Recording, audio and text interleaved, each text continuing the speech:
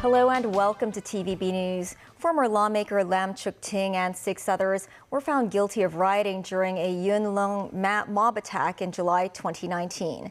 Timothy Lee tells us more.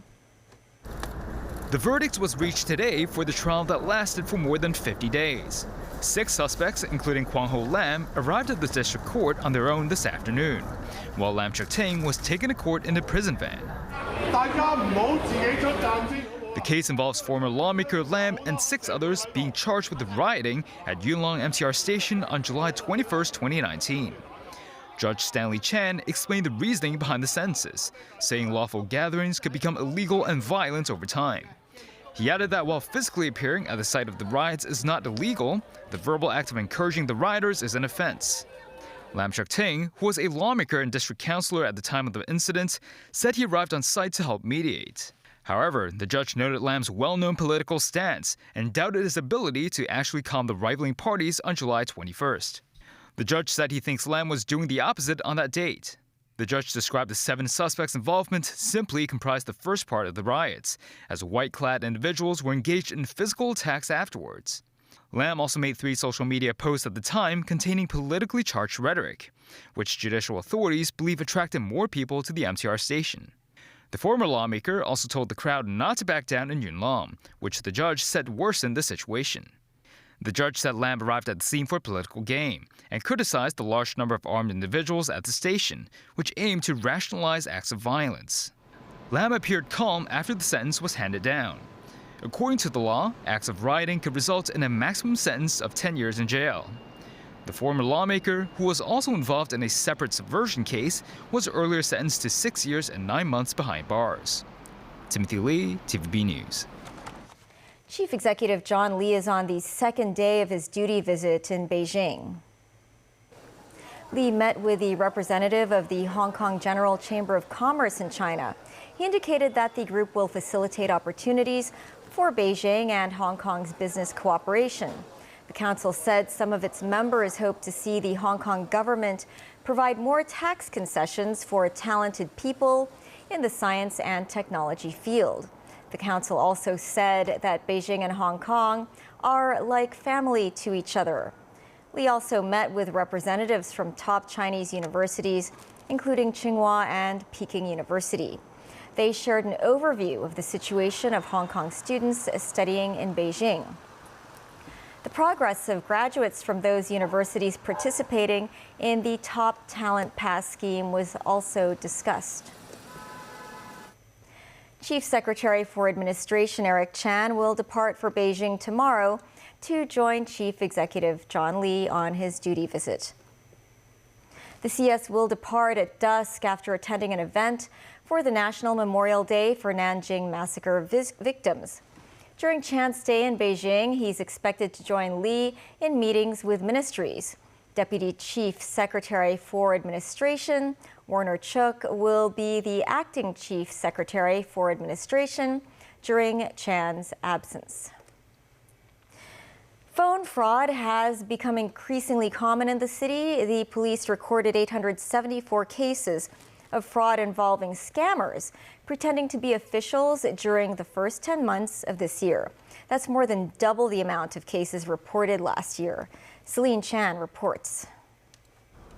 Despite efforts to educate the public about how not to fall prey to scammers, fraud cases are still on the rise. During the first 10 months of this year, a total of 36,405 cases of fraud has been recorded. That's a 7% increase compared to the same period last year, with financial losses amounting to over $7 billion. Out of these, cases of scammers impersonating government officials saw a 12% increase compared to the first 10 months of 2023. Total financial losses doubled, with the largest case involving $260 million. 30% of victims are university students, mostly students from the mainland, including victim Ms. K, who came to Hong Kong in August. She received phone calls from scammers claiming to be officials from the mainland accusing her of money laundering, saying her assets were frozen and she was restricted from entering and leaving the territory. Fraudsters then asked for 500,000 yuan so that priority would be given to her case. The victim lied to her parents, saying she needed money for tuition and got the sum. Following the scammer's instructions, she took the high-speed train to Guangzhou and paid the scammers 500,000 yuan in cash. She was later instructed to go to Thailand for safety purposes and was required to change hotels every 1 to 2 days. The scammers then called her parents, claiming she was kidnapped, and asked for a ransom of 10 million yuan. Her parents reported the case to Hong Kong officials and rescued the victim with the help of Interpol and the Chinese consulate in Thailand. So police reinstate that if anyone claimed to be mainland police and call you, it must be a scam. If anyone claimed to be a law enforcement agent and ask you to make transfer or cease your communications with family members or friends, it must also be a scam. If anyone claimed that you are involved in a secret investigations and you cannot disclose it to your family, it must also be a scam. The police said if residents are in any doubt, don't hesitate to call the police hotline 18222 to seek assistance. Celine Chan, TVB News. Macau's chief executive designate Sam Ho-Fai said in an interview that he would put effort into pursuing appropriate economic diversification. Danny Zhou has the story. The 62-year-old Sam Ho-Fai, ex-president of Macau's Court of Final Appeal, is due to take office as the new chief executive on December the 20th. Sam has underscored his visions of developing a rule of law Macau, vibrant Macau, cultural Macau, and happy Macau in the next 5 years. He said members of the public have expressed their concerns over how to further enhance governance in the Macau SAR. On the economic side, he said the promotion of appropriate diversification should be based on the operations of small and medium-sized enterprises. The goal is to improve the economic structure and have an orderly development across various sectors. When asked about his insights into the topic, Sam noted the new administration needs to take early steps to coordinate and remain proactive. In addition, the incoming CE is seeking to build a cultural base that features Macau's unique blend of East and West. The base will establish itself as an appealing cultural and tourism complex in the Asia-Pacific, Sam said. He noted that Hong Kong has its own Palace Museum showcasing some of the precious relics selected from Beijing. He suggested that Macau explore the possibility of setting up an outpost of the National Museum of China. Sam also vowed to expedite connectivity projects between Macau and other cities in the Greater Bay Area.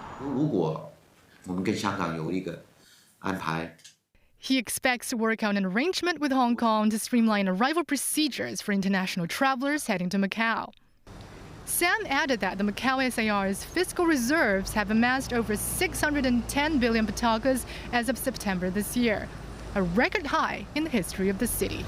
Danny Zhou, TVP News. In Syria, insurgents have set fire to the tomb of former President Hafez al-Assad. This comes as Syria's regime took over Damascus International Airport, the largest in the country, and expressed hope they could quickly return it to full operational capacity. Elsewhere, British Prime Minister Keir Starmer discussed the future of Syria in the House of Commons. Daniel Rowell tells us more. Insurgents set fire to the tomb of Syria's former president Hafez al-Assad in his hometown in the northwest of the country. Videos circulating online appear to show men inside the tomb and flames. The Associated Press was told the tomb was set on fire on Wednesday in the town of Kardaha in Latakia province. Hafez Assad had ruled Syria for 30 years until his death in 2000, when his son Bashar succeeded him. Both ruled Syria with an iron fist and were blamed for crackdowns that left tens of thousands dead, mainly in the central city of Hama in 1982 and in much of the country since the civil war in 2011. Bashar al-Assad was ousted over the weekend and fled to Russia, where he was given political asylum. Meanwhile, Syria's new administration has taken over the country's main international airport after security forces of the deposed Assad government and staff withdrew, grounding flights and stranding passengers. The airport has not been functional since. Security members of the rebel alliance in control of Syria are hoping to restore security and the legitimacy needed to restart flights out of the Damascus International Airport and from one of the country's 3 international airports. A security official with Hayat Tahrir al-Sham, the faction that led the shock offensive that led to the fall of Assad, said the Syrian capital's international airport is the center and most important institution in Damascus. Cleaning staff are removing broken furniture, glass windows and rubbish from ransacking by looters following the demise of the Assad regime. The attack, reportedly by mobs and looters from the neighbouring areas, left parts of the airport halls destroyed. The new regime expressed hope the airport would be operational in less than a week. Elsewhere, British Prime Minister Keir Starmer addressed the House of Commons about Syria's future at the weekly Prime Minister's Questions. Starmer welcomed the fall of ousted Syrian leader Assad, but added his government has been speaking with allies about how to ensure Syria's new government rejects violence and finds political solutions to problems in the country. We all welcome the fall of Assad.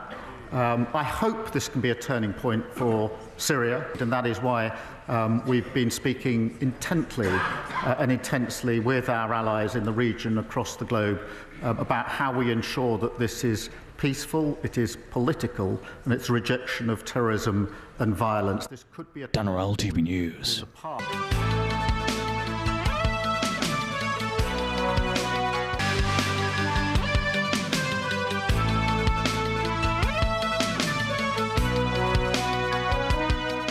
Welcome back.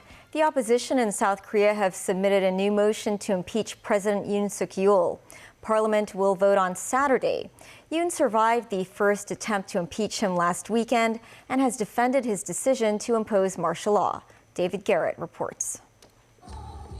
Some want to see Yoon Suk-yeol locked up, not just removed as president of South Korea. The Confederation of Trade Unions led this latest protest in favour of impeachment. Huge numbers marching through the streets of Seoul, demanding at the very least for the president to go and go now. Most here want Yoon impeached for implementing martial law last week. President Yoon is not going down without a fight, vowing to carry on and stand tall. Yoon said, "I was trying to defend South Korea's democracy and constitution against legislative tyranny by the opposition," he said in an address before Parliament met to discuss his future today. He continued, "I saw it as the only option, but is that rebellion? A president's declaration of emergency martial law is an act of governance." Opposition lawmaker Kim Min-syuk questioned the president's mental state, once more calling Yoon delusional. The main opposition have submitted a new impeachment motion against him. It will be put to the floor on Saturday evening and will need the support of at least 8 members of the ruling People Power Party. The previous one failed when most politicians from Yoon's PPP party walked out. Parliament has voted to impeach National Police Chief Cho Ji-ho and Justice Minister Park Sun-jae. Both are suspended from duties. In another vote of 195 to 86, a bill was passed which allows a special counsel to investigate Yoon on rebellion charges, which he denies. Yoon describes the opposition Democratic Party as bullies, saying their conduct is the main reason behind his decision to impose martial law. More good-natured protests continue daily in the capital and beyond. These demonstrators hope People Power will force Yoon to resign. They say he must step down after the chaotic 6 hours of martial law. Most demonstrators want him gone immediately. Yoon has vowed to fight until the end. David Garrett, TVB News. U.S. President-elect Donald Trump has reportedly invited President Xi Jinping to attend his inauguration ceremony in Washington next month. Beijing has yet to give a formal response. Meanwhile, the Biden administration has announced to double the tariffs on Chinese solar wafers and polysilicon products starting from January 1st. Danny Zhou reports. CBS News reported that Donald Trump's invitation for President Xi to attend the January 20th inauguration was extended in early November, shortly after he won the presidential election. By convention, the U.S. president's inauguration ceremony is attended by high-ranking diplomats, including ambassadors. The record kept by the U.S. Department of State shows that no foreign leaders were ever present at the ceremony since 1874. In a recent interview with NBC, Trump claimed he and Xi got along very well and have a very good relationship, adding that they've exchanged ideas in the past few days. Last week, Chinese ambassador to the U.S. Xie Feng said the two countries need to jointly break new ground and expand new space for cooperation. Xie cited President Xi's remarks that Sino-U.S. relations should always advance the well-being of the two peoples and bring them closer together. But Washington's tariff hikes against China continue. The U.S. Trade Representative announced today that the tariffs on Chinese-made solar wafers and polysilicon will rise to 50%, while duties on certain tungsten products will increase to 25%. This after the Biden administration tightened restrictions on China's access to advanced semiconductor technology last week. The incoming U.S. President Trump also vowed an additional 10% tariff on Chinese goods. With his pick of multiple China hardliners for top roles, including nominating Marco Rubio for Secretary of State, Trump has signaled a more hawkish stance towards Beijing in his second term in the White House. Danny Zhou, TVB News. British farmers protested over tax changes by taking their tractors to the City of London. Tractors deliberately slowing the traffic in central London. Some were draped in flags and carried slogans like "No farmers, no food," and "This is the last straw." Farmers are unhappy because the Labour Party are planning to drop a tax break that exempts agricultural property from inheritance tax. From 2026, farms worth more than £1 million face a 20% tax when the owner dies and passes it to their children. Farmers say this will further deplete their resources, claiming they're already suffering because of bad weather and Brexit. Back locally, the Immigration Department headquarters at Chung Kwan O has introduced self-service stations for applicants of Hong Kong identity cards. The new system can be used from tomorrow onwards without appointments. The department says it takes only 15 minutes to complete the application process. And it tells us more. Previously, ID card replacement applicants had to go through application procedures in person. They also had to book appointments before showing up. Through the self-service stations, the Immigration Department now allows residents to complete the application procedures automatically. 44 self-service stations are available for use without appointments at the Chung Kwan O Immigration Headquarters. The application procedure will include capturing fingerprints and taking ID card photos, all of which can be completed within 15 minutes.